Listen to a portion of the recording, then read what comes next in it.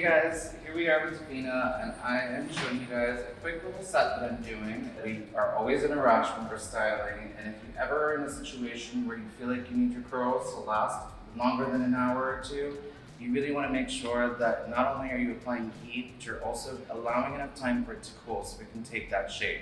Stay tuned and we'll show you the finished product. I truly believe that if you curl the hair and you just let it down, it's really not going to hold up throughout the day. And two big things when it comes to curling you want to consider is one, your heat to be able to actually manipulate the shape of the hair, and then two, you got to give it some cool time. That way it really holds up throughout the whole day. And also keep in mind we are working with rows, so you want to make sure that things are pretty nice and even and clean. I went ahead and sectioned right below her bottom row.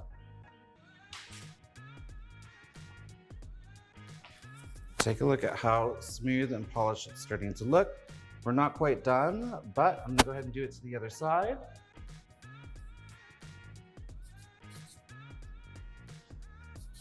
Is she pretty? And there you have it. A super simple, blown out, brushed out, nice and smooth and polished look. Perfect for the evening and cocktails with your girls.